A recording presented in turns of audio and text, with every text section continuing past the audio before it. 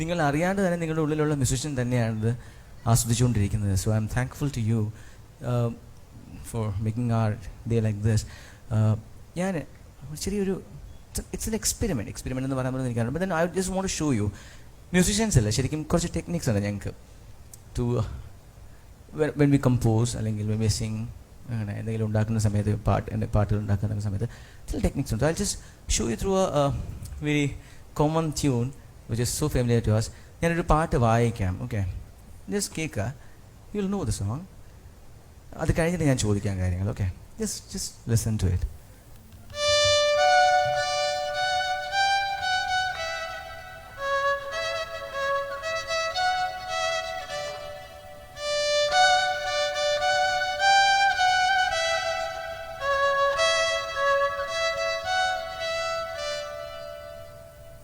എല്ലാവർക്കും അറിയാം അല്ലേ?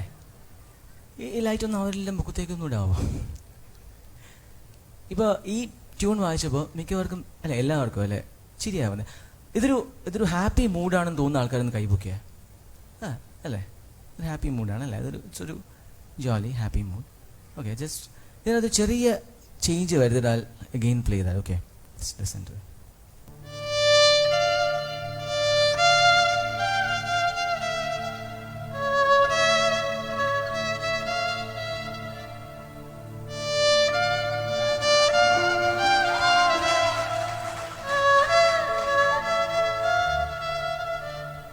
അതൊരു സാഡ് മൂഡായിട്ട് ഫീൽ ചെയ്തിട്ടുണ്ടായിരുന്നോ?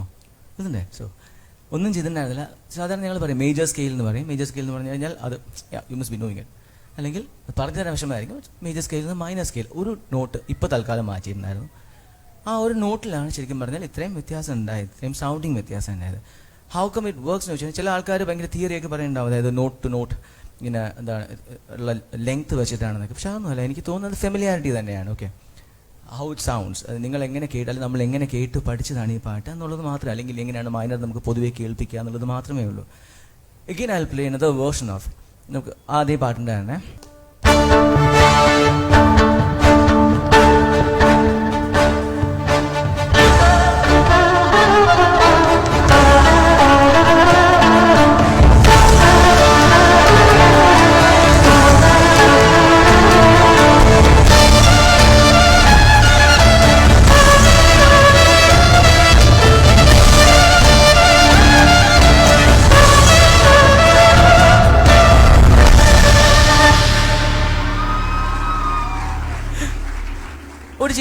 ഒരു നോട്ട് ചേഞ്ച് ചെയ്തു, പിന്നെ ഓഫ്കോഴ്സ് അതിൻ്റെ താളം കുറച്ചൊന്ന് മാറി.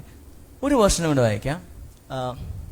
താരാട്ടിൻ്റെ ഒരു താളമൊക്കെ ഫീൽ ചെയ്യാവുന്ന അതിൻ്റെ ഒരു നമ്മൾ പറയില്ല 3-4 എന്ന് പറഞ്ഞാൽ 1 2 3 1 2 3 അങ്ങനെ പോകുന്ന താളമാണ്. Will like it. എല്ലാവർക്കും ഉണ്ട് ആ താളമൊക്കെ മനസ്സിലുണ്ട്. Then you won't know name, അത്രേ ഉള്ളൂ. ഒന്നുകൂടെ വായിക്കാം, താരാട്ട് പോലെ വായിക്കാം. ഇതേ പാട്ടാണ് കേട്ടോ.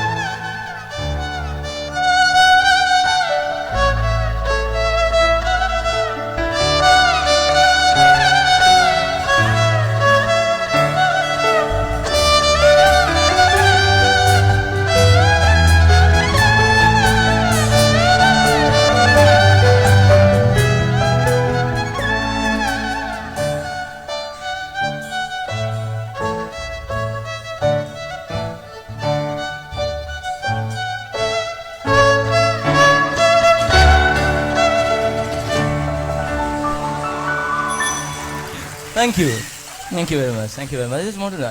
ഞങ്ങളുടെ ടെക്നിക്സ് എന്താണെന്ന് പറഞ്ഞു തന്നേ ഉള്ളൂ. ഓക്കെ, ഇങ്ങനെയൊക്കെയാണ് ഞങ്ങളുടെ പാട്ടുണ്ടാക്കുക.